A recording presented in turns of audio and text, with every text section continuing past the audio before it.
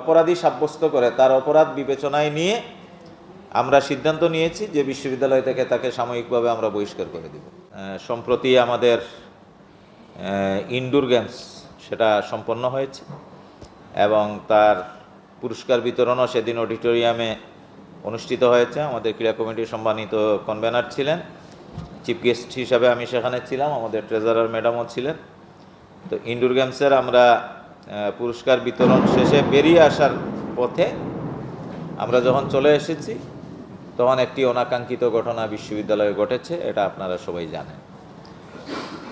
তো যে কোনো অনাকাঙ্ক্ষিত ঘটনা এটা আমাদের সবার জন্যই কষ্টদায়ক এবং বিব্রতকর। তো অতীতের এইসব অনাকাঙ্ক্ষিত ঘটনাগুলোকে প্রপারলি অ্যাড্রেসিং না করার কারণে একটার পর একটা কিন্তু অনাকাঙ্ক্ষিত ঘটনা ঘটেছে, এটা সত্য। আমরা চাই অতীতকে আমরা ভুলে গিয়ে নতুন করে সামনে এগুতে। তো নতুন করে সামনে এগুতে হলে আমাদের অতীতের যে ছিদ্রগুলো আছে সেগুলো আসলে ফিল আপ করতে হবে। গর্তের মুখ যদি আমরা বন্ধ না করি পানি তো ওইদিকে ঢুকবেই।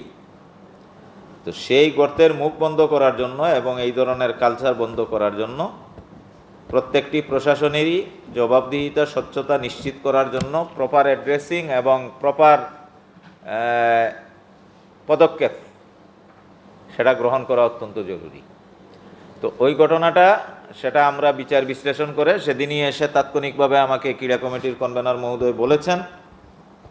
তারপরের দিন যেহেতু আমাদের সাপ্তাহিক অনলাইন কার্যক্রম ছিল, এরপরের দিন শুক্রবার, শনিবারে আমি গতকালকে ক্যাম্পাসে এসেছি। আসার পরে আমি প্রক্টর এবং প্লাস রেজিস্ট্রার ট্রেজারার সহ আমরা বসেছি। বসার পরে এই ঘটনাটাকে অত্যন্ত গুরুত্ব দিয়ে আমরা কিছু সিদ্ধান্ত গ্রহণ করেছি। কারণ ওই ঘটনায় আমরা দেখেছি একজন শিক্ষার্থী আরেকজন শিক্ষার্থীর গায়ে হাত দিয়েছে, দিনে দুপুরে সবাই সেটা প্রত্যক্ষ করেছে যারা সামনে ছিল। তো এই ধরনের কোনো সংস্কৃতি সেটা আমাদের কাম্য না এবং এটাকে অবশ্যই আমরা প্রশ্রয় দিব না। এই ঘটনা যার দ্বারাই সংগঠিত হোক সে অপরাধী, সুতরাং তাকে অপরাধী সাব্যস্ত করে তার অপরাধ বিবেচনায় নিয়ে আমরা সিদ্ধান্ত নিয়েছি যে বিশ্ববিদ্যালয় থেকে তাকে সাময়িকভাবে আমরা বহিষ্কার করে দেব। নাম্বার 1। নাম্বার 2, যিনি ক্রীড়া কমিটির উপকমিটির দায়িত্বে ছিলেন ইনডোর গেমসের, আমরা তথ্য কালেকশন করেছি যে সেখানে যে বাইলজ ছিল খেলার শুরুতেই সেই বাইলজ অমান্য হয়েছে। তো খেলার শুরুতেই যদি বাইলজ অমান্য হয় তাহলে সেখানে সুষ্ঠু ব্যবস্থাপনা থাকে না। আমরা দেখেছি যে কোনো টিমে যদি কোনো ভুয়া প্লেয়ার বা অবৈধ প্লেয়ার খেলে সাথে সাথেই টিম কিন্তু বহিষ্কার হয়ে যায়। তো সেই ক্ষেত্রে আমাদের দৃষ্টিভঙ্গিতে ওই উপকমিটির আহ্বায়ক তার দায়িত্ব ঠিকমতো পালন করেনি, যার কারণে তাকেও আমরা দায়িত্ব থেকে অব্যাহতি প্রদান করেছি। নাম্বার 2। নাম্বার 3, শারীরিক শিক্ষা বিভাগের যিনি মেম্বার সেক্রেটারি, তার অবশ্যই দায়িত্ব ছিল একটি টুর্নামেন্ট যখন চলে সেই টুর্নামেন্টের বাইলজকে সমুন্নত রাখা এবং সুষ্ঠু ব্যবস্থাপনার বিষয়টি নিশ্চিত করা। এই ক্ষেত্রে সে সম্পূর্ণ দায়িত্বে গাফিলতি করেছে। এই জন্য তার বিরুদ্ধে কেন শাস্তিমূলক ব্যবস্থা গ্রহণ করা হবে না, এই জন্য আমরা তাকে শোকজ করব এবং তার কাছ থেকে আমরা জবাব চাইব।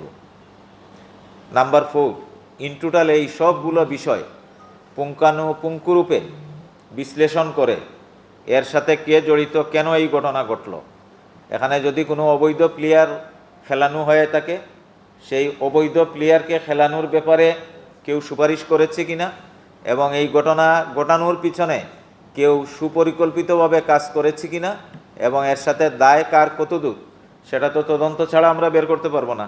এই জন্য আমরা খুবই উচ্চ ক্ষমতা সম্পন্ন একটি তদন্ত কমিটি গঠন করেছি, যেটার কনভেনার আমাদের ক্রীড়া কমিটির কনভেনার এবং ব্যবসায় প্রশাসন অনুষদের সম্মানিত ডিন অধ্যাপক ডক্টর আলিনুর রহমান এবং এই কমিটির সদস্য আমাদের প্রক্টর অধ্যাপক ডক্টর নাসিরউদ্দিন এবং আরেকজন সদস্য আমাদের একজন সহকারী প্রক্টর আমাদের জাহিদুল ইসলাম, এই তিনজন দিয়ে আমরা একটা তদন্ত কমিটি গঠন করেছি এবং ওনারা খুব শীঘ্রই সিসিটিভি ফুটেজ বিশ্লেষণ, ওই ইভেন্টের বাইলজ এবং অংশগ্রহণকারী খেলোয়াড়দের তালিকা, বিভাগ থেকে প্রেরিত তালিকা এবং যাবতীয় সব অ্যাক্টিভিটিসগুলো বিচার বিশ্লেষণ করে সুস্পষ্টভাবে কার ফল্ট কোথায়, কত দূর এবং কেন এই ঘটনা সংঘটিত হলো, এই ঘটনার পিছনে কার প্ররোচনা আছে, যাবতীয় সবগুলা বিষয় চুলচেরা বিশ্লেষণ করে আমাদের রিপোর্ট দিবেন।